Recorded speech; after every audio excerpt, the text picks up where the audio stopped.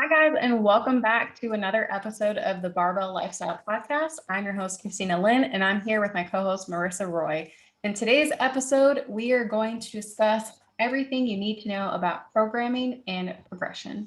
But before we jump into that, we just kind of want to give you guys some updates, talk about our life, and then we'll get into the topic at hand. So Marissa just started a cut. So how has that been going? Yeah, I mean, I think I always forget that like y'all listen because you like following us and care about our lives a little bit, or maybe you don't, but you're gonna hear about them anyways. So, what's up, guys? So I started a cut 2 weeks ago or so, and it's going pretty well. I have dropped, I think, about 4 pounds, including like all the water weight that I was holding the first day, because of course I had a cheat meal right before I started. So really more so have lost probably like 2 actual pounds, but just got my macros chopped down a little bit more yesterday. So we're getting pretty aggressive with it. My body tends to respond really slowly to a deficit. So like I knew that going in. Me So too. yeah. Me too. I wasn't really like surprised, but yeah, I'm excited. Things are going well. Training is going really well. And this is actually just a wonderful segue into the topic because a lot of times people are like, oh, well, how should my training change when I go into a fat loss phase? And my training really hasn't changed at all, and it shouldn't change very much. The one thing we did change, and my coach did give me a new program just for the cut itself because it was just kind of like it was time to switch it up anyways, and it's nice to like have a bunch of things start all together at once. So he wrote me a program, and it is a little bit lower volume. So typically, I'm doing a certain number of sets per body part per week. And we dialed back on it just a little bit because we knew, okay, my calories are going to be a significantly lower, and we want to put our all into the training, but we don't want it to take forever or just to be completely burnt out. So one thing that you can do, and we'll get into more nuts and bolts of everything for sure, but one thing that you can do to change your training just a little bit, and like when I say just a little bit, I mean like just a very tiny bit. When you start a fat loss phase, you can reduce your volume a little bit because the goal is not to build muscle at that point. It's to maintain what you've built, and maintaining takes a lot less work than building does, and effort and volume. So just one little tidbit to start off the episode. But yeah, performance has been really good. I've actually been hitting PRs every week. I was able to bench an extra 4 reps across 4 sets, 4 or 5 reps across 4 sets with 115, which is a volume PR by a lot, actually, 2 days ago. So yeah, strength is going up, and calories are coming down. Well, that's what we like to hear during a cutting phase. So awesome. Yeah. Yeah. So I guess to start us off, we want to talk about why we're talking about programming and progression. So this is the logical progression after our macros conversation, after the pyramids conversation, and after the fat loss conversation, because now we have to talk about training. We've talked a lot about diet, and you don't have to train, but it's going to help you a lot to actually get on a progressive program and run that through whatever your goals are. So a lot of times we find that the first conversation that we have with clients goes something like, well, I don't like working out alone, or my workouts are just boring, or I don't feel purposeful in the gym, or I don't feel motivated lifting weights, or oh well, I can only go lift weights when I'm with a buddy, or and that's a very, very common barrier that a lot of people have to lifting. So funny enough, I actually had a new client call yesterday, and this was with an older gentleman. He's like upper or like low 50s, 52. And he was asking about what is the purpose of lifting weights like over cardio. And he was like, I don't understand, because you burn so many more calories when you're doing cardio. Why would anyone want to strength train when you can get more benefit for cardio? So I had to have that conversation of why we work out, how it's not efficient for your body to have more muscle, but it is like if you want to be able to eat more, you want to have more muscle, you just body composition. So it was interesting. And I had another client the other day too, who was like, I thought the purpose of working out was to burn calories. And so I think it's really interesting and it's really important to have that conversation when you start off, either as a coach-client relationship or just for anyone who's trying to work out on their own. What is the actual purpose of weight training? Why do we resistance train? Yeah. Oh, yes. Well, let's have that conversation, shall we? So, when we're talking about training in the gym with weights, everyone's mind usually goes straight to calories because we have our fun smartwatches and they tell us how many calories we're burning in our session. And, we get a bunch of calories burnt on a heavy leg day, but maybe not so much on an upper body day. Or maybe some people, find that the purpose of training for them without more knowledge is to get a good sweat on, and get really sweaty and get really tired. And that's really not the goal. And so when we think about training, there's a number of reasons why we strength train, why we use weight. One of them is to build muscle, and there's a number of benefits to having muscle. It's going to prevent loss of muscle when you get older. It's going to improve bone mineral density, which also degrades as you get older. So even people in their 50s, 60s is I mean, you can start as early as you want, but even then there's so many benefits to strength training just for longevity purposes, adding years to your life, adding resiliency to falls, and that sort of thing against aging.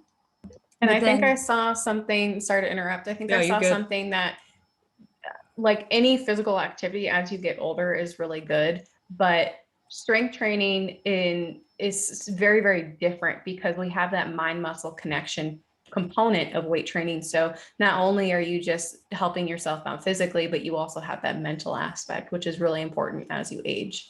Oh yeah. I mean, the cognitive benefits of strength training, so your nervous system, and then the neuromuscular benefits of strength training. So you're training your body to become more coordinated from the brain to the body. So you have more control over your muscles, you have more control over your body and your coordination. What does that do? When you're 80 years old and you trip walking from the kitchen to the bathroom, you're able to quickly grab onto the counter and stop yourself from falling. Like, these things are very real benefits that lifting weights can start helping you with at any age, even if you start late, even if you start early. And on that conversation, if you are someone elderly or older listening to this, resistance training doesn't mean you have to have a barbell on your back or you have to be lifting super, super heavy. Resistance training is just resistance. Your body can be resistance and weight for something. You can use resistance bands. It doesn't have to be the most strenuous thing you've ever done because everyone has a different starting place. So resistance is exactly what it sounds like, just adding some kind of resistance to the movements that you're doing. But to kind of get back to the purpose, so you want to add muscle for longevity, to protect against aging and for overall health benefits. But what else does having more muscle do for you? It increases your metabolism, and it does this in the short term and the long term. So while you might finish a resistance training session and have, 100 calories burnt from an hour-long upper body session, that might seem like nothing compared to doing an hour of cardio where you might burn 600, 700, 800 calories. However, the process of building muscle and the repair of muscle across the rest of the day for those 24, 48 hours that you experience soreness and recovery, that's where this takes up energy. The process of building muscle is very taxing on the body. Like Christina said, it's not very energy efficient. Our body doesn't love to have to build muscle, but it will when we put it under that stress. So the more we stress our tissues to build muscle, the more of those metabolic processes are going on all the time throughout the day as we recover, which is why we stress recovery so much and rest days. But that's where the metabolic load of resistance training comes from, not necessarily that 45 minutes or hour itself. Right. And muscle takes a lot more calories to maintain. So that's the other aspect too, is you can have, like I always tell clients, if you were to have a clone of yourself and your one clone had way more muscle than you, even if you guys do the same activities, or if you were just to sit there for 24 hours and do nothing, your clone with more muscle is going to burn way more calories than you. So that's another reason, is like, I guess the myth, or not, it's not really a myth, but that kind of the bro science, that if you you go to the gym, you can kind of eat whatever you want. And there is a little bit of validity to that statement, because typically people who are in the gym have more muscle and therefore can eat more. Yeah, and not only that, but just the process of regularly resistance training allows those metabolic processes to constantly be happening. You know, if you train 3-4 times per week, you're always recovering from those sessions, and so that takes energy. So it's not just having more muscle. And recent research has kind of shown that yes, having significantly more muscle does contribute to a higher resting metabolic rate, but it's not quite as much of a difference as we once thought. It's actually the residual effects of that resistance exercise, that high intensity lifting, that is causing the increase in food that we're able to eat. It's because our bodies are trying to recover from those sessions. So it's not necessarily just that, adding on to that conversation. And I think the last thing with that is, you know, people view training as earning their food. And while resistance training and lifting heavy and exercise in general allows us to eat more to be able to maintain our weight, that's not the purpose. There's so many other benefits, being stronger and everything else that we've listed here, that has really nothing to do with a reward system with food, but more so just being able to sustain our day-to-day activities and to perform. And that doesn't click for a lot of people because they're not on progressive programs. Yeah. And I think that if that would be the number one thing I would kind of tell clients, is your goal in the gym is not to burn calories, that there's a way different focus. So I'm really excited to get into all the ins and outs of programming. Yes. Yeah. So where do we even start with this? I guess just from a basic level, talking about, okay, well, what is programming? And that would So just, what is a program? Like, what yeah. does a program or a training block, how does that differ from going in and working out? Yes. Yes. So training is intentional, working out with intention, with a plan. And it's something that has a structure that you stick to. So a couple of terms that we're probably going to throw around a lot is going to be your training plan or your training block. A block, the technical definition of that is just a focused period on one specific goal. So you might have a strength block where you're focused on strength specifically. You might have a hypertrophy block where you're focused on the growth of actual muscle tissue, which is what hypertrophy means. Or you might have a power block where you're focused on explosive movements or something like that, right? So you're going to have your training program or block. You're going to have your split, which is your order of body parts or workouts across the week. So someone might have an upper body day and a lower body day split where they alternate between upper and lower. They might have what's called a push-pull legs split, which is where they do pushing movements like chests, shoulders, triceps on one day, pulling back and biceps, and legs the next, and then they'll rest and repeat that cycle. Or you might have someone doing the traditional bro split, which is splitting up body parts, you know, across the week. So you might have a day for shoulders, for legs, or for quads, or for calves, or for back, and you can pretty much split that up however you want. Yeah. I don't know if you were that person who did legs like one time a week. When I Did you ever? started, yeah, Yes, me too. I was like a super bro when I first started Mhm. lifting. And I mean, you guys, if you've listened to the first episode, you know, the first program I ran was a men's program, Jim Stepani's 12 weeks to size. So yeah, he only had one leg day per week. So I got used to that at the beginning. And it was only when I really started competing that my frequency for leg training went up. Yeah, because I remember that was like back in social media around 2014, 15. That was the idea, that you only train legs once a week because it was so taxing that there was Yeah. no way that you could possibly do 2 or 3 a week. Yes. And that actually makes me think of frequency, which is another term that we need to explain.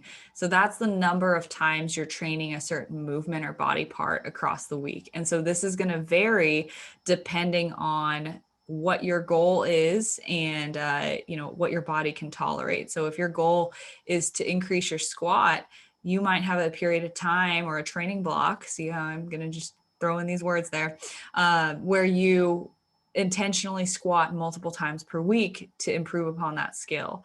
Or, maybe your bench is at a plateau. So instead of benching once per week, you're going to bench twice per week to see if you can break through that plateau with higher frequencies. So this is something that in the research recently has been a big revelation of increasing frequency is one way to get past a plateau with certain movements or lifts that you might be stuck on.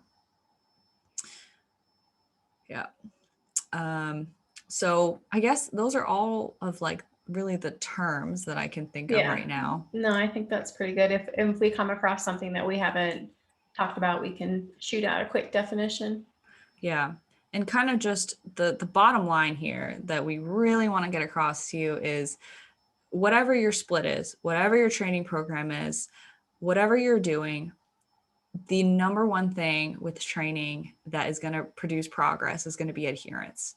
And just making sure that you're actually showing up to the gym and being consistent doing so. Because if you have a 3-day per week program and you're only showing up once, or you have 1 week where you show up 3 times and then 1 week where you show up no times, then we need to assess that at the very bottom level. So this does allude to the muscle and strength pyramid for training, because the bottom level is adherence. So that's really, really important when it comes to making progress. If you don't have that down, then you need to focus on that first. Yeah. You made me think of what we talked about with Eric, which was the ref yourself. So make sure what you're doing is realistic, it's enjoyable. And what was the F again? Flexible. Flexible. That's right. That's what your training program and your diet needs to be, that you need to enjoy what you're doing. And I mean, at the end of the day, you just need to adhere to it. And so maybe what we can talk about next is the difference between, again, or why is it better for someone to follow a training block or a program as opposed to going into the gym and just doing a workout that they found on Instagram or the internet? Yeah, absolutely. I think that ultimately, when we are training with intention and structure on a program, it's going to have some kind of progression implemented into it. And so progression is exactly what it sounds like, getting better every time you step in the gym, or across the length of a program, depending on how new you are to lifting, getting better from start to finish. And so it's very, very important that we implement what's called progressive overload in any kind of a program that we're using or any kind of training setup, and not just going in and doing what feels good, because that will ultimately, if you show up and you are consistent with adherence to the gym a certain number of times per week, and you're very, very new to this, going in and doing whatever exercises feels good will work for a period of time. I will not say short or long, because you can get stronger just by doing that. And over time, the weight that you use will go up.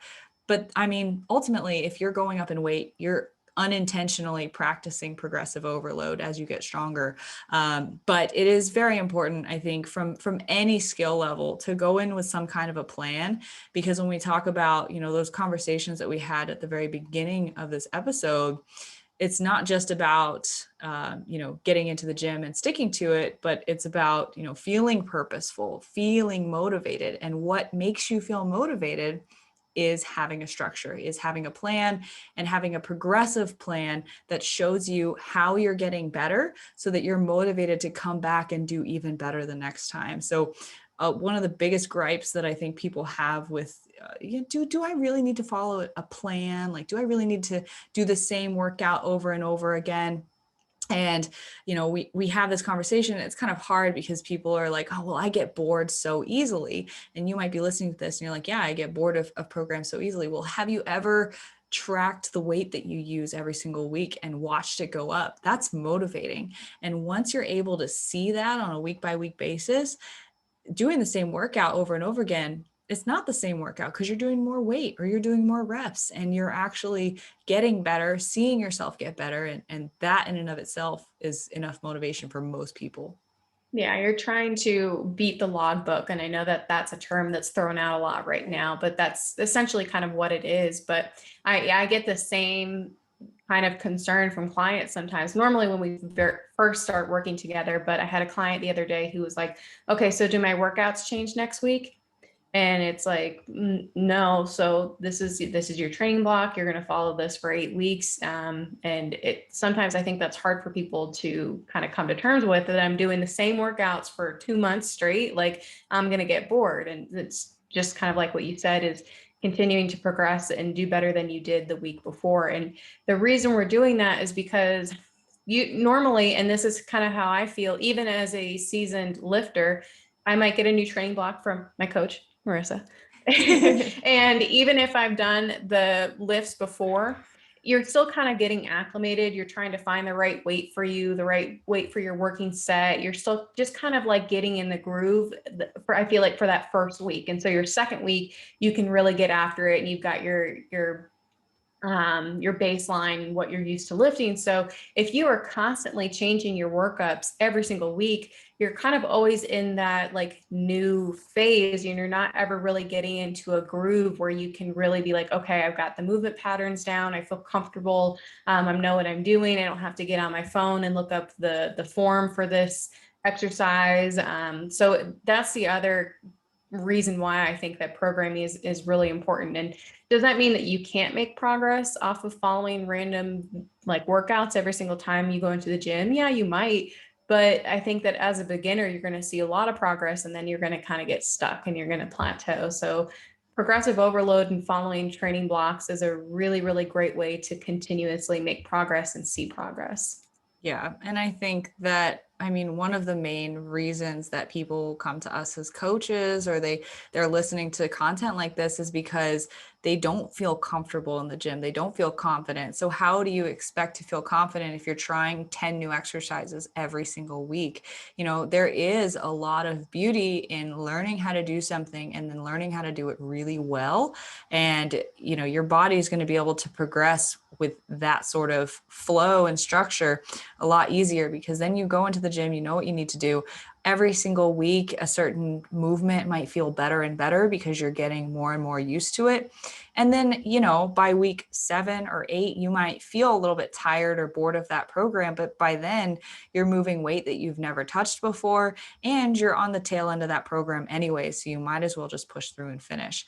So when we're talking about using progressive overload, you know, it's the reason why sticking to a program is so important. And I think a lot of times you hear people, I mean, progressive overload is a popular term now. Everyone and anyone knows what it, or thinks that they know what it is. But to kind of just give a definition, progressive overload is improving on a movement or a program or a workout every single week, and getting better every single time that you step into the gym. And I give that very vague definition because a lot of times progressive overload is defined as just adding weight to the bar. So you go in one week, you have 95 pounds on the bar for a squat or something, and you do that for 4 sets of 10. Then the next week you come in, you slap 5 pounds on the bar. So now it's 105, 4 sets of 10. And you could do that week after week after week. Unfortunately, you're going to hit a point where you can't just slap 5 pounds on the bar every single week anymore, because it's just going to be so heavy. So we have If we to. did, everyone would be so strong. Oh, I know, right? So strong. So the unfortunate thing is, the more that you train, the more experience you get, the slower your rate of progress becomes, to the point where when you're advanced, you know, you might be working across a couple months or a year to add 5 pounds on your squat, if your squat is that advanced or something like that. And so when we talk about progressive overload, going back to that vague definition, it's not just about going heavier. We can increase the load, but we can also increase the amount of sets that we're doing. So instead of 3 sets of 10, we might do 4 sets of 10. Or when we get to 4 sets of 10 with our max weight, we might try to add a 5th set. or we can increase the amount of reps. So maybe we do 4 sets of 10 and maybe we can't go up in weight yet. So maybe we try to do 4 sets of 12 or then 4 sets of 15. And by the time we can do 4 sets of 15 with a specific weight, then we can go up in weight and go back to doing 4 sets of 10 with the higher weight. So a lot of it has to do with load, reps, and sets. But it doesn't just have to be that. It can be your technique. So like we said, if you just start a new program, the first week you're kind of getting your bearings with things and you're getting used to the movements. But as you come in every single week, you're going to improve your technique. You're going to improve your confidence in that movement. You're going to improve your mind to muscle connection. So how well you're actually able to feel that movement working certain muscles, and actually just increasing the amount of metabolic stress you can put on that muscle by connecting better and breathing through it properly and having more expertise and confidence in yourself doing that movement. Yeah, and that's a conversation I have very often with clients is, well, I'm not, hitting PRs, or I'm not increasing weight in this exercise, so therefore I'm not progressing. And it's like, okay, well, let's figure out like how many sets and reps have you been able to do? Has that improved? Like, if you look at the video that you first sent me like a couple weeks ago, as opposed to the what you just sent me, like look at the difference in your technique. Like you may not be moving on to a heavier weight set, but look at the mechanics and look at how you're moving through the movement and look the intent that you're lifting. So there's a lot of things to focus on, but it is really hard because I think we quantify our lifts in weight, which is normal, that, we pick up, 25 pounds to overhead press. And then if we're not moving on to the 30s, we feel like, well, we're not progressing. So there are a lot of other things to focus on. And I think that's kind of the fun in training, that there are so many ways that you can progress, even though we are fixated on those numbers. There's just so much that we can do to improve. Yeah. And one little quick tip, I guess, is if you're kind of frustrated with not being able to slap more weight on the bar every single week, is introducing what's called a volume load or volume PR. So like you might, I think I said this at the beginning of the episode when I was talking about my bench press, and I said I hit a volume PR on that. Okay, well, what is that? So the volume of what you lift is just the product of your load, so the intensity of the weight, the sets, and the reps. So if you multiply load times sets times reps, you're going to get the total volume load. So that might be something in the thousands, depending on, how many sets and reps and what weight you're using. But if you're able to improve upon your volume load from week to week on a certain movement, so for example, you might have 3 sets of 8 to 12 reps on something, and maybe the first week you do 3 sets of 8, and then the second week you do 8, 8, and then 9, that is still an increase in total volume load. And so that is improvement, that is progression. And so we don't have to quantify our progress and just, I went up on a set of dumbbells. I think oftentimes we look at progressive overload too simply in that way. We're looking at it as I either went up in weight or I didn't. But you can also make a volume PR. You can also, like Christina said, do all of these other things, get more efficient at the movement, increase the quality of your reps, maybe not rush through your reps. So for example, you might do a chest press and you might be, scrambling through it really quickly because you know that if you go too slow, then you're going to burn out and not be able to hit the reps that you want. But over time, maybe you get better at that movement, you get stronger, and you're able to increase the time under the load, so time under tension. So you might be able to have a slower, smoother movement, and not rush through it and just try to hit the reps for the sake of it, but actually feel it through every rep. So those are other ways that you can improve as well.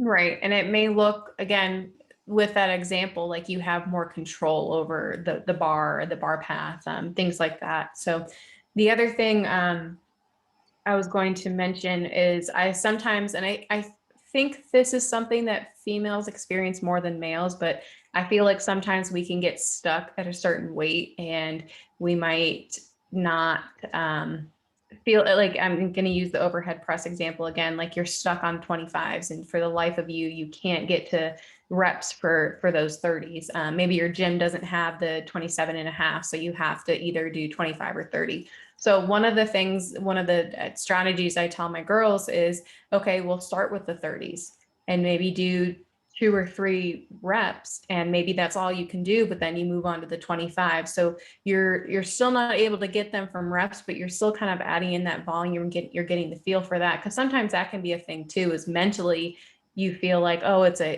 huge jump in weight, and so I'm not going to be able to do it, or it feels really heavy. So if you start working with those 30s and you start doing that week in, week out, that can help as well get past a sticking point. Yeah. And that could be neuromuscular as well. You know, maybe you put that load over your head and your body's like, whoa, I've never felt this before. So it kind of freaks out, freezes up. And then maybe that's one of the reasons why you're not able to do that movement, even if you're technically strong enough. So that could definitely be something as well that maybe you just need to get exposure to and adapt to. And that makes me think of kind of a little tip that I wanted to give as well. You know, if you're feeling stuck at a weight like that and you struggle to go up, essentially most of those problems can be solved by increasing your total work capacity on that movement. So applying all of the things that we just said with progressive overload, let's use that overhead press with dumbbells example. You're using the 25s and you can do 4 sets of 10 and you just can't get up to the 30s, but you want to do 30s for 4 sets of 10. So the next step in this example, and this is just a practical example so you can visualize kind of what this progression might look like. Next week, try to do 4 sets of 11. And then the next week, try to get 4 sets of 11 to 12. And then the next week, you know, up to 13. And if you feel like you're burning out by the time you get to, you know, 12 or 13 reps and you're failing at 7 or 8 or 9 on the final set, start with maybe 11 reps instead of trying to max out on the first set. One of the biggest problems that I see a lot is if I give someone a rep range of 10 to 15, they're using a new weight that's kind of heavy. They just go for it. They yeet it on the first one. They go 15 reps. Oh, I did it. But then their muscles are totally gassed. So then they get, you know, 10, 9, 8 on the next 3. Instead, if you have 10 to 15 reps, you know, start with 10 or 11 and save some in the tank. And this kind of goes back to like just using an RPE, staying a little bit away from failure, but not going to failure on the first set and then pushing harder on the last couple of sets when you know you can give it your all at the end of that movement. And then getting up to, you know, over time, getting up to 4 sets of 15. And then maybe trying again to do the 30s for maybe 3 sets of 6 or something like super, that sounds super manageable in comparison, because again, it's total volume load. So if you're able to do 4 sets of 15 with the 25s, I'm not going to multiply that out, but you can, if you want to, see how many pounds total that is in volume load. So if you do the 30s for 3 sets of 6, I can guarantee you that's less total volume load than the 25s in that example. So you're physically capable of doing that at that point because you've built up your work capacity to be able to move up and maybe start from a lower rep standpoint and then keep working from that baseline. I'm really, really bad at that when it comes to pull-ups because I love being able to rep out a bunch of pull-ups in a row. And so if I'm feeling good that first set and maybe I only am supposed to do 6 to 8, and I'm like, well, let me just see how many I can do. And so the next set I do, I'm like, oh, 5, cool. So it's hard. Sometimes our ego gets in the way, and and I think actually, I'm remembering a post or an article that Brett Contreras did, and he talked about how there are kind of different styles of lifting within a set. So for example, if we're going to continue to use this overhead press, if you were to give both Marissa and I 4 sets of 10, our approach or our intent might be different. So I know, again, some people are front loaders where they go all out the first 2 sets, and then the 3rd and 4th set that they have, they might kind of maybe they have to go down in weight. But our load might be the same. So, and then for me, I might kind of keep some stuff in reserve that first two and then go all out on the third and fourth. And so again, our total volume might be the exact same, but we have a different approach and different intent. So I don't think one is better than the other. I think it just is a personal preference, but Marissa has something to say. So I'm going to jump in on that. So typically is it former or latter? Whichever one she said that you are front loading will end up in less total volume load, because if you start strong and then you burn yourself out, you're probably going to end up with less in the tank by the end, and you're probably going to gas out quicker. Whereas if you keep it, and this has been kind of shown in research as well, if you keep 1 or 2 reps in the tank, you don't have to go super easy, but keeping 1 or 2 reps in the tank, you're not giving it all the way to failure on those first couple of sets.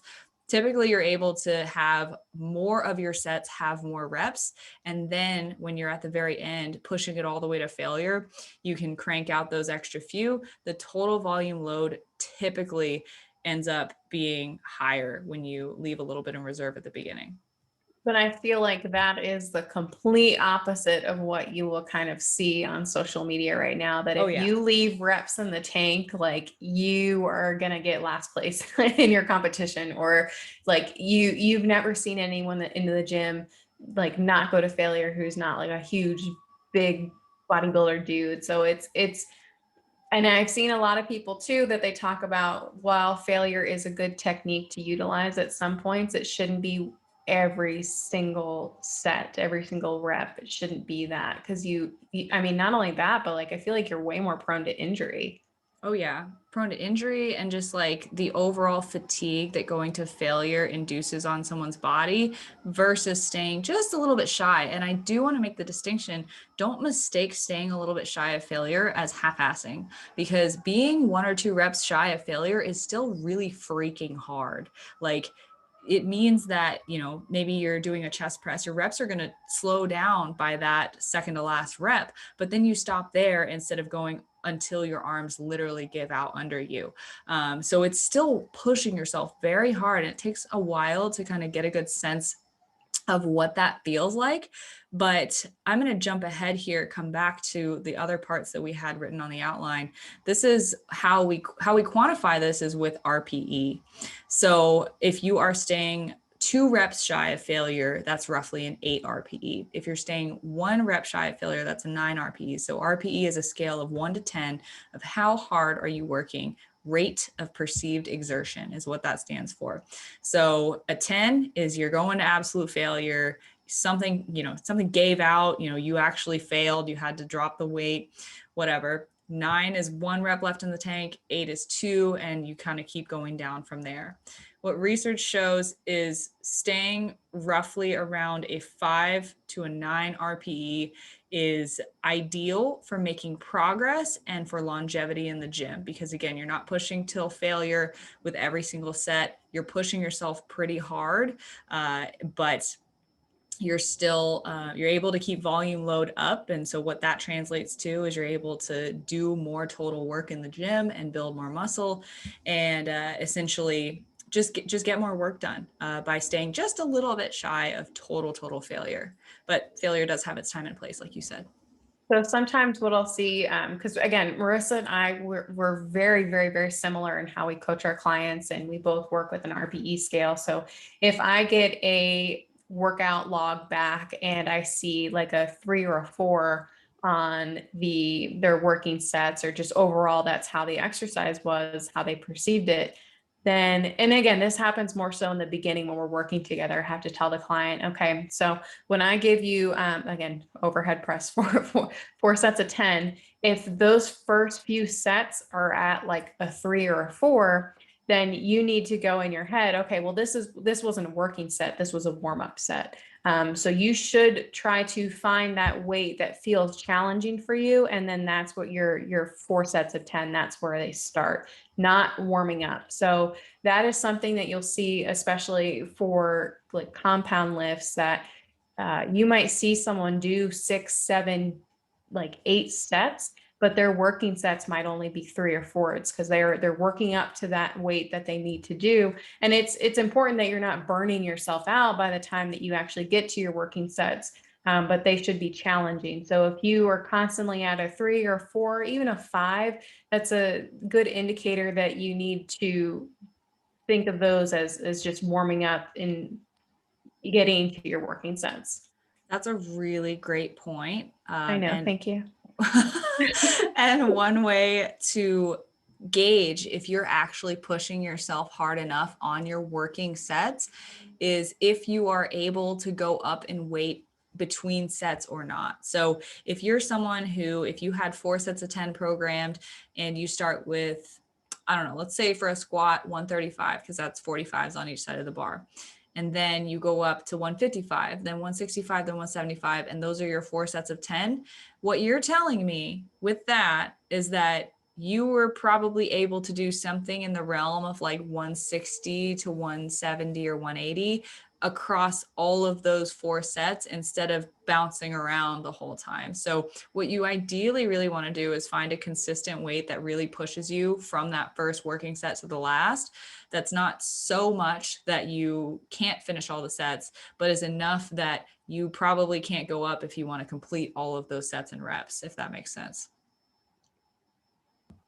That makes a lot of sense. And I think it's hard because we don't want to burn ourselves out on that first set, but we also want to make sure that it's not super easy, but we're wasting a bunch of energy trying to get into the working set. So and again, this goes back to why we don't do random Instagram workouts and we follow a program, because once you've kind of go through that initial first week of what your workouts are going to be, that gives you a much better starting point for starting that second week off. Yeah, it's like the whole first week, you might have a couple of exercises where you kind of go up and weight across the sets because you're not sure. And then, week 2, you start with maybe one of the higher weights that you ended off with, try to do all your sets with that.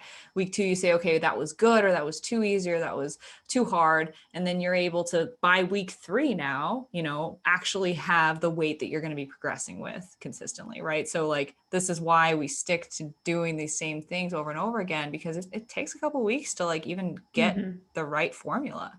Right. And again, it might feel boring to do that same workout for 8 weeks, maybe 12, maybe even 16, 20, but there's so many small details week to week, exercise to exercise, that it can be a lot of fun. It can be a lot of fun, and it doesn't have to be boring.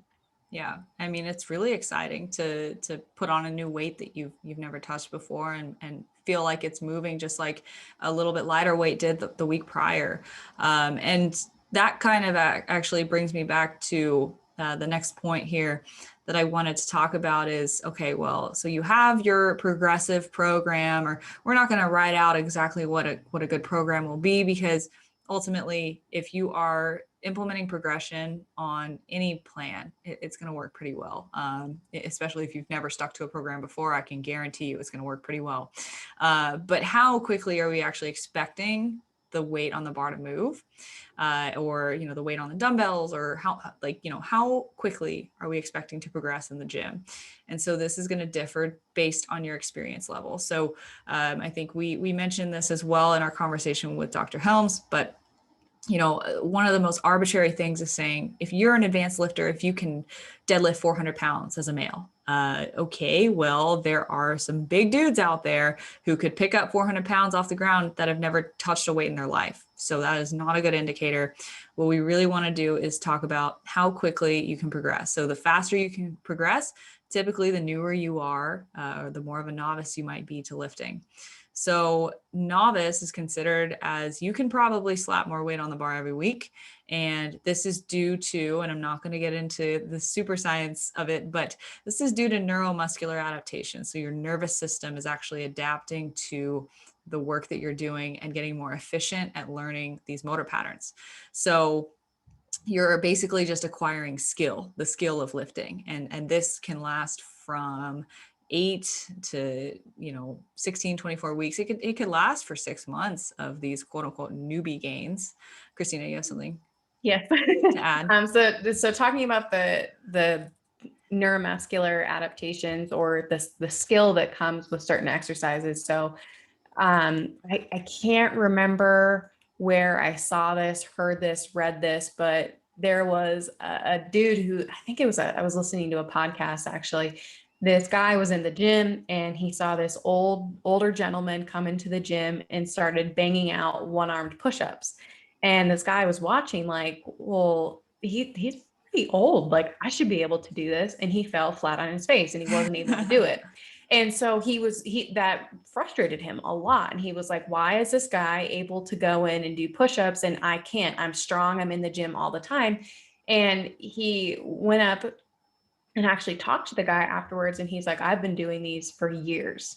And that was the only difference. It's not a matter of strength. It's just a matter of he does these all the time. And so that also makes me think of guys who are in the Army typically can do a lot of pull-ups. And it's because that's something that they specialize in. They have to do it week in and week out. So if you're not good at something, that doesn't mean that you don't have the strength or it's just not for you. It might just be a skill and you might need to continue working at it to get better.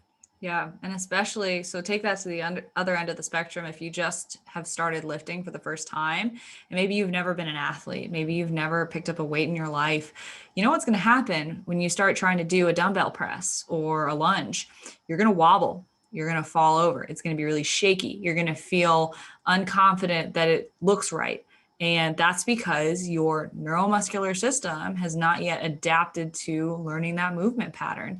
And so as you practice it and as you get better at it, it might take a couple of weeks. I mean, the majority of our movement and motor pattern learning happens in like the first 8 weeks of consistent resistance training. So, you might go from week 1 to week 8 going up in weight every single week with what you're doing, just because your body's learning how to actually recruit strength from your muscles, because maybe it didn't know how to do that before. And that's a real phenomenon that happens with novices.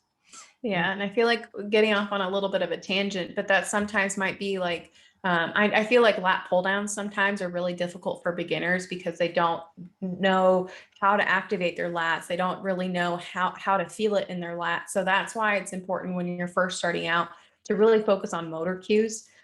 So for like, again, the tangent, but something for like lat pull downs is to pull through your pinkies. Sometimes that really helps activate and cue those muscles. And when we talk about mind muscle connection, it's thinking about, okay, well, what am I actually supposed to be using during this exercise? So it seems kind of silly, but I tell my beginner clients, if you're working out on a machine and you see the red portions of this is what's supposed to be working, almost kind of close your eyes and while you're doing a movement being like, where do I feel this? And so like, let's say you're doing a lat pull down and you feel it in your traps or you feel it in your biceps. Okay, well, I'm not doing something right because I'm supposed to feel it in my lats. I'm supposed to feel it down here where the red areas are shown. So that might be something that you can tell your coach, or that's something to like slow down or break down the pattern or the movement.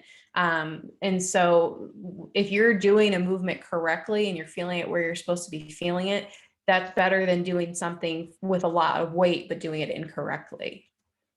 Oh yeah, definitely. I mean, that's not even a tangent. I mean, I think talking about mind muscle connection is super important for novices because when it comes to acquiring those skills of lifting, again, you have to be able to recruit the right muscles to be able to do that. So, it'll happen naturally a bit if your form is good, but at the same time, you have to think about it. You have to be mindful about squeezing the right muscles, feeling the right muscles stretch and contract. So that's kind of, at the beginner level, what really happens and how we gain strength at the very beginning.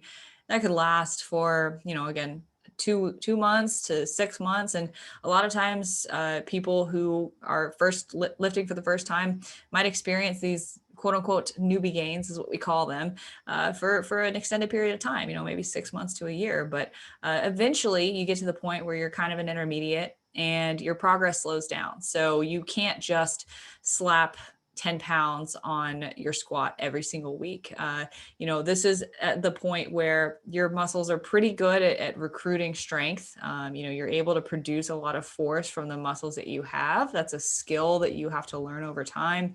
You're probably building up that mind muscle connection, understanding how to really control your body through these movements. And then from there, the battle is with the example I gave with building work capacity with that shoulder press. We want to do that across the board. We want to do that with all your movements, with all your training, build up your work capacity and strength within that and the amount of muscle that you have so that you can get stronger and keep progressing and keep building muscle. For an intermediate, it really does take following a program, following a progressive structure, making sure to rest and recover and take deloads, as well as all of the things that we talked about earlier for the novices. So basically the longer you're in this game, kind of the more things you have to pay attention to be able to progress in your lifting career. Yeah, unfortunately, but I feel like that's kind of what keeps us coming back day in and day out. Yeah. And then, you get to the point where you've been training for 5, 10, 15 years and, you might be considered advanced. And, this is the example that I gave earlier of you might be working over the course of a year or 2 years to add 5 pounds to your squat PR. And, you might have to really grind through specific training blocks. So you might have to do, a periodized plan. And I'm not going to go into periodization because that's a whole nother conversation, but that's essentially just how you structure your training over the course of a year or a couple of months and how you plan it to all accumulate into one ultimate goal. But you might have to periodize your plan for the next 2 years to be able to hit a certain PR that you want. And unfortunately, it gets really monotonous when you are advanced. And most people listening to this probably aren't quite there yet. If you're listening to this and trying to just learn about progression. So don't be discouraged by that. You've got a long way to go. And I even think that I'm barely approaching the threshold between intermediate and advanced and don't even know if I'm quite there yet. And I've been training for 6 years now. So I'm just thinking about all of our listeners right now going like, please don't bring up the park bench mentality. we know. I'm not waiting for the bus any longer. We gotta enjoy the process. We get it. I feel like we need to make like park bench merch. Oh my gosh. Let us know if you'd actually buy that or if you just hate us for it. But yeah, so essentially your status as a lifter is based on how quickly you can progress from novice to advanced. Most of you guys probably fall within novice or intermediate. And that's a good thing because that means you can progress faster. It's more exciting. And you can have a lot of fun with seeing the gains in the gym in that way. Yeah. So moving on, I think I want to go over very quickly a couple of progressive overload models and how might we implement this for a program, for a client. So there's 2 models that I really want to touch on. And the context for this is just like, you're looking on the internet and you're like, okay, well, what program do I run? What is the best program for progression? Again, as long as you can stick to it, you're probably going to see some good gains from it. But there's a number of crazy programs out there. A couple of names to throw out a few: the Bulgarian method, where you squat every freaking day; GBT, where you do 10 by 10 of everything; 5-3-1, which you do 5 reps, 3 reps, and 1 rep. And then there's like Smolov and a bunch of powerlifting programs. But essentially, you can find any program. You could run Jim Sapani's 12 weeks to size like I did. I have a notebook with it all cut out and printed and taped onto a notebook. If you would like to purchase that program for a small monthly fee of $1,000 a month, I could absolutely do that for you. But no, in all seriousness, ultimately figure out a framework that's going to work for you. So you can either build a program or have a coach build a program or find one that works for your schedule first and foremost. But then once you've got that structure, we've got 2 things that I want to discuss. So one is linear progression. This is going to be for novices. And this is exactly what it sounds like: linear increases in weight every single week. And this is really for those people who are riding out the newbie gains. You're going to be able to increase weight every week. You're going to be able to increase your skill every week. It's going to be pretty easy to do so as you improve your skill of lifting. and it's going to be for a limited period of time. So at a certain point when you plateau, then it's time to move on to something that involves RPE and involves regulating your weight from week to week and different rep ranges and that sort of thing. Before I get into that, Christina, do you have anything to add there? No, I feel like I used to be a bro, and I've talked about this before, and I used to do the 5x5. And so I think, again, it's kind of a takeaway, and this is what we stress in every single episode, but there is no 100% right program there. Like, again, if Mercer and I were to write you a program and we gave it to you and we're like, this is the best program you will ever follow in your entire life, and you will get your dream goal, like dream body in 12 weeks if you follow that. And let's say you do it, you're supposed to train 5 days a week and you only train once or twice or every now and then. But you're like, but it doesn't matter because I'm doing these perfect workouts. Well, if you have someone who downloaded the, Jim Sapani's or, whatever, and she does that and she does it and adheres to it, and she does it, every single week, and she's in there and she follows a program to a T, well, that person's going to see more progress. So I think that's just something to keep in mind, is if you kill yourself over thinking about like trying to make everything as effective and as efficient and as best as possible, well, then you're probably going to stress yourself out and you're not going to see as many gains and you're not going to see as much progression if you just went in and did it and followed it week in and week out. Yeah. Yeah. I love that. So the model that I'm going to discuss here is just exactly how I coach my clients through a training program. And so I found out that this actually had a name like maybe 4 years into actually using the model. So it's called an auto-regulated double progression model. And it essentially just means that we have two things that we're regulating, on a day-to-day basis in a progressive way.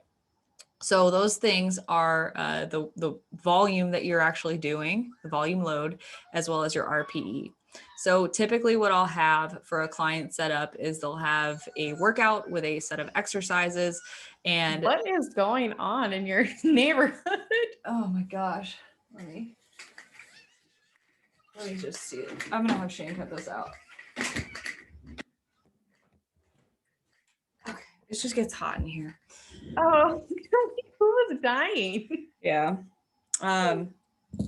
So the auto-regulated double progression model is essentially where you are modulating two things, your total volume load and your RPE every single week, every workout. So typically I'll have a client who gets a set of exercises in that workout. So I'll just use one workout as an example. And each exercise will have a certain number of sets. So I'm going to use the example of 4 sets of a certain rep range. And these rep ranges can vary depending on the specificity of your goal. So lower rep ranges are going to correlate more to strength. Higher rep ranges are going to correlate more to hypertrophy and strength endurance. But I might give someone a rep range of 6 to 10 or 8 to 12 or 10 to 15. And then from there, I say, okay, you're going to choose a weight this week and you're going to target an 8 RPE. So 2 reps shy of failure. So this person will go through and they might start with, their 4 sets of 10 to 15. Maybe they pick a weight and they do 4 sets of 10. Then the next week I say, okay, here's what you did last week. You did 4 sets of 10 with, let's use a 25-pound dumbbell example, with 25 pounds in each hand. This week, you're going to try to better that. You're going to try to increase your volume load while keeping the same relative RPE. So still staying around 2 reps shy of failure, but you're going to try to get a couple more reps total within those 4 sets. So that person might do 3 sets of 11 and then 2 sets of 10. And that might be their increase in volume load.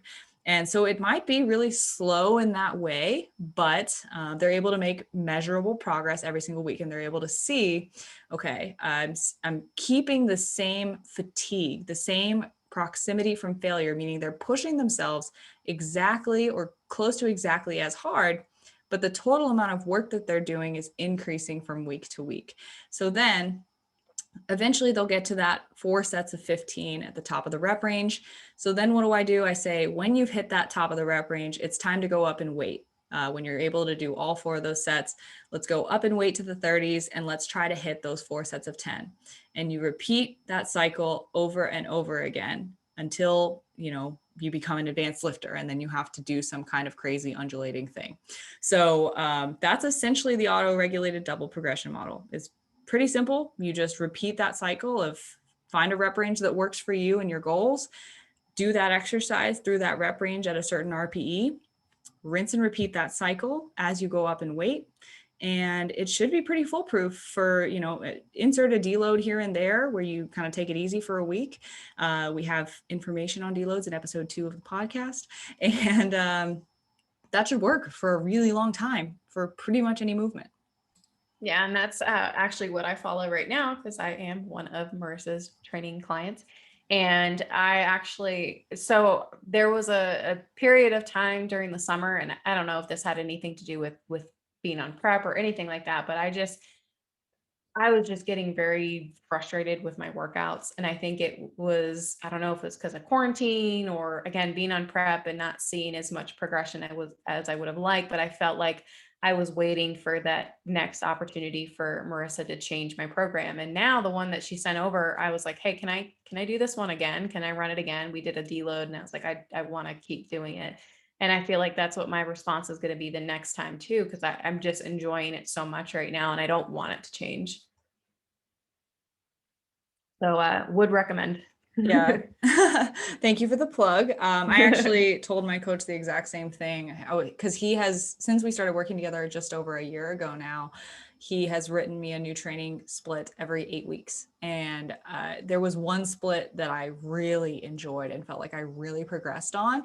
And I got to 8 weeks and I was like, I really want to keep doing this. So I asked him, I was like, hey, like, future reference, like if I'm really like jiving with a specific split, like can I run it for longer? Like what's the max that you would let me really run it for? So there is an upper end of like, okay, how long is too long to run, one set of workouts? Our bodies will adapt. So one thing when it comes to expectations with running a training program, pretty much anytime you jump on a consistent plan, you're going to be pretty damn sore for the first like 2 to 3 weeks, depending on how experienced you are. But then after those first 2 to 3 weeks, you're going to stop getting quite as sore. That doesn't mean that it's not working. It just means that your body's adapting to the stimulus. And that also allows you to do more work throughout the course of that week. But, at a certain point, there is a point of diminished returns where like you probably should move on to at least switching up some exercise variation. So maybe you don't change the fact that you squat on Mondays, but maybe you change some of the accessory movements, or instead of doing a seated hamstring curl, you do a lying hamstring curl. So like adding in some variation is important when you finish off a training block and start a new one. I like to say roughly every 8 to 16 weeks is when you should actually do something somewhat new. It can be completely new, or it can be pretty similar, but with some variations involved. But like switching it up every 4, maybe 5 months or so would be like the cap for me. Yeah. And I think the other thing too, to keep in mind is, sometimes you might get a new program and you're like, wow, like nothing really changed a whole lot. Like maybe I'm just doing different, like same exercises, but the rep ranges and the sets are a little bit different. Or maybe there's like some tempo movements that we've incorporated, or instead of focusing, like starting off on Mondays and doing squats, now I'm doing split squats or something. So I think sometimes that we get caught up in, I'm an advanced lifter, so I should be doing these crazy exercises, or I should be doing, I don't know, upside down handstand push up. I don't know. I'm trying to think of some crazy backwards things. Stairmaster climbs while while shouting. Fitness, yeah. So I think that sometimes we get caught up and I'm an advanced lifter, so therefore I should be doing advanced lifts. And essentially it just comes down to the basics. And I mean, we've been doing these for so long, and they really haven't changed. And yes, you can do variations of them, but at the end of the day, your program isn't going to, or at least shouldn't be, super drastic from what you were already doing.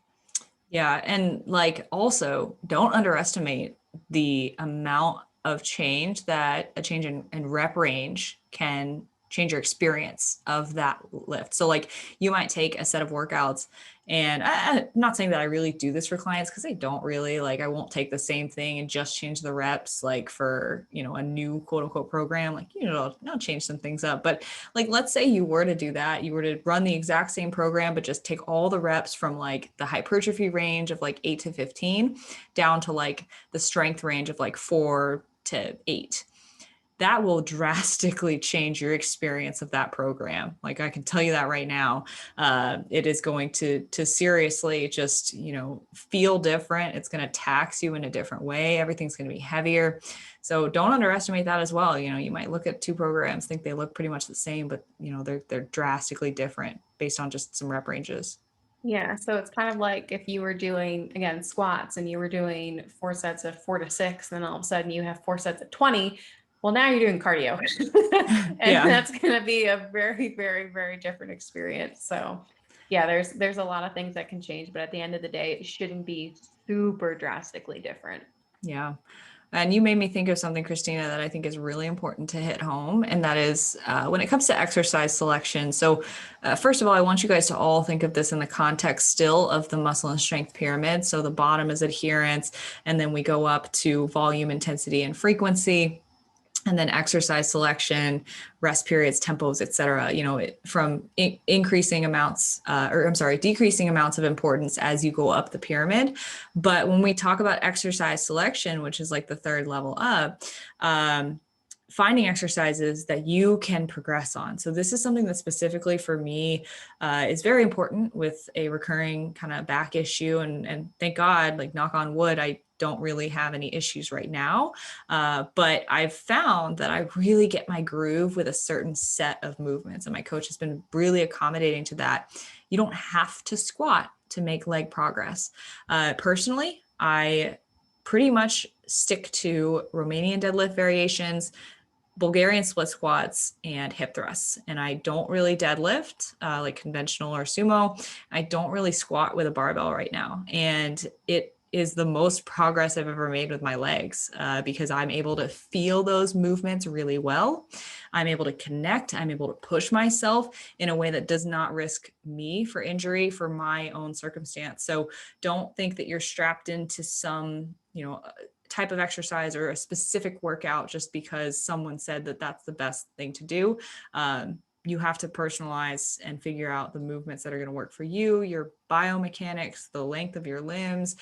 All of that's going to play into what feels good and what doesn't feel good for you. Yeah, and that makes me think of right now, I feel like there's a argument or disagreement between squats for building your glutes and hip thrust for building your glutes. And there are a lot of people who are like, squats are king. These have been around for forever. And then people who are like, well, it's hip thrust, you're targeting the glutes. But at the end of the day, it doesn't matter. I mean, I get, yes, the scientific literature matters and research, but if you don't feel a certain exercise, no matter how you vary your foot placement, no matter how, if you're doing heavy, if you're doing, low weight for more reps, if you are trying to do something, you cannot feel an exercise where you're supposed to feel it. Well, then that's not a good exercise selection for you. Does that mean that you shouldn't do it in a training block or tell your coach, I can't do these? Like, maybe not, but there's a good chance that you're not getting as much out of a movement as someone else, and that's okay. And that doesn't mean that something's wrong with you. It's just your physique or your mechanics or something. So it's okay, and to focus on what works for you. Oh, yeah. I mean, sometimes it can come down to like how long your torso is compared to your femurs. And if those ratios are off, then like squatting might just be an absolute shit show for you. And I know people like that. And, it kind of sucks because their squats turn into good mornings and then it just doesn't feel right or look right, or it makes them prone to some kind of injury. So that's like just one example of that. But yeah, I really, really love this conversation. And I think we've covered a lot, but I think we want to tie it all together so that you guys have some good takeaway points from this episode. If you were sitting and maybe taking notes on programming and progression, how to actually apply it in a way that'll work best for you. So you want to start us off? Yeah, so I definitely think that we've already touched on this, but training consistently over time is going to improve your physique and strength. And you don't have to get caught up on following the absolute best training program for you. It's just a matter of doing it consistently and enjoying it and allowing your program to be flexible. And again, something that is realistic for you and your schedule. So just because someone is doing 6 or 7 days in a week doesn't mean that that's going to work for you. And if you can make it to the gym 3 times, that's better than none. So try not to get caught up too much in the perfect program and just following what's perfect for you. Yeah, the psychology of it, if you can't make it 5 times a week and you feel like a failure, how's that going to play into the rest of your adherence, right? So Mm-hmm. I love that. And then again, I think we kind of touched on this like within the discussion and kind of like including it in the context, but be specific to what your goals are. So, if your goals are to grow muscle, then use rep ranges and amounts of volume that are going to equate to that. So, 8 to 15 reps, maybe a couple more sets, maybe you're doing more accessory movements instead of compounds. If your goal is strength, specifically on certain movements, then make sure you're doing those movements and variations of those movements that are going to help build up the strength for that. And make sure the rep ranges are specific. So for strength, lower rep ranges are going to make you stronger. And then, maybe your goal isn't aesthetic or performance oriented for the gym alone. I just had a conversation just before this actually with a dancer, and she lifts weights in order to enhance her dancing performance. So if that is the goal, figure out the right frequency for that. So if you also participate in another sport and you're just trying to lift to enhance your performance in that sport, you probably don't need to be lifting 6 days a week. You probably just need a couple of times per week to like really get those benefits and strengthen the muscle groups that you need to strengthen. So know where your lifting and your progression actually lies in your list of priorities. And that is also a component of being specific to what your ultimate goal is, and organizing things so that they accumulate to you reaching that ultimate bigger goal.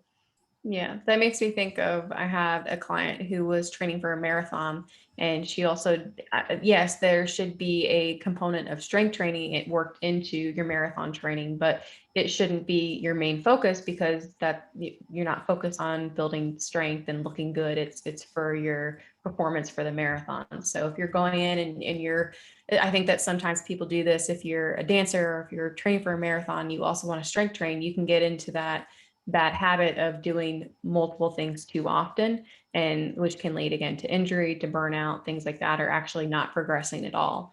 So sometimes dialing it back and focusing on one thing is better than trying to focus on a bunch of little things.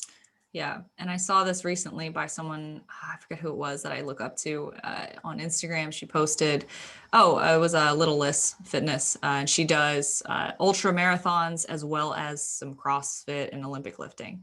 So her main point with that was you can have multiple big goals, but you're not going to get anywhere if you don't focus on them one at a time. So you need to focus on things in a phasic fashion. So you might have a block or a period where you focus on one, then, focus on the other. Your gains in one thing are not going to completely diminish immediately just because you stop working on them for a month or 2 months. So doing things one at a time.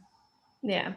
And then again, we talked about this in the beginning, but going into the gym and just doing whatever you want, lifting whatever you want, or I think I'm going to do upper today, you're going to get to a point where you don't progress and you're not going to see any progress. So sticking and implementing to a proper programming with progression is going to be good. And that's not to say that you can't go in and not like auto regulate and say, hey, the heavy squats just don't feel good today. Like I can, something like Marissa might be like, I think I might hurt my back, so I need to dial it back a little bit right now. Or, that's not to say that don't listen to your body, but just kind of going into the gym without a plan every single day is not going to get you to where you want to be. Oh yeah. And then I think, getting to that point where you've hit a plateau with, just doing a progressive program like that. One thing that I think I may have skipped over is when you get stuck on a lifting protocol, analyze the context of your nutrition. So if you're not eating enough and you're following a progressive program, you're only going to get so far. If you're not having adequate protein or not eating enough calories, I'm sorry, but your food is going to fuel your progression in your lifts as well. And we're not going to talk about exactly how to fuel your lifts because there's going to be a whole episode on that pre and post workout nutrition. But your nutrition matters a lot. Your total daily nutrition, as well as the nutrition specifically around your training, matters a lot to you being able to continue progressing in the gym. And a lot of times, nutrition, stress management, sleep can all play into how you progress or don't progress at the gym, even on a progressive program. So, you might hit some kind of a plateau because of life stress, personal stress, nutrition not being in balance. So not neglecting those things as well. Training does not exist in a bubble. So yeah. Very good points. And then again, to build off of everything we've just said, is that your gym session should have purpose, that there should be a reason that you're doing certain exercises. There should be a reason that you're doing the certain rep ranges. Everything should have purpose and everything should have intent, again, rather than just going in and doing whatever. Yeah. And then I think the final thing that, is important here is just remembering what your goal is. So, maybe you're at a place where your goal is not progression in the gym, and that's okay. If you acknowledge that you're not trying to get stronger, maybe the gym is a psychological, emotional outlet for you. Or maybe, you just really enjoy lifting. You don't really care to see progress with it. Maybe you just love the social environment of it. You just want to be there for the people and for that experience. If progression is something that you don't necessarily want to pursue, you don't have to. You can go in and lift however you feel like lifting, if that is something that you acknowledge, that you're not going to get stronger every single time you set foot in the gym because you're not following a plan. That's okay. You just have to acknowledge, where you're at with that and what the real goal is, because there are people who just lift because they freaking love it, and it makes them a better person inside and out, mentally, physically. And you can get the health benefits of lifting without necessarily doing a progressive program, as long as you're challenging yourself. So, the long-term prevention against aging and just overall health and wellness, progression is not necessary 100% for that. So, acknowledging what you actually want out of your training too. So if you want it to have purpose, you want to progress, then you better do that. But, there are people out there, and I'm sure plenty of you, and maybe just a phase of your life where you just need to go in and do what feels good because that's what's good for you mentally at a certain point. So there's that side of the spectrum as well. Yeah. And then our last thing that we always talk about is there's beauty in doing the same thing day in and day out. And as you become advanced, you're not going to see those quick rewards. What am I looking for? The quick gratification. Yeah. The instant gratification. You're not going to see that.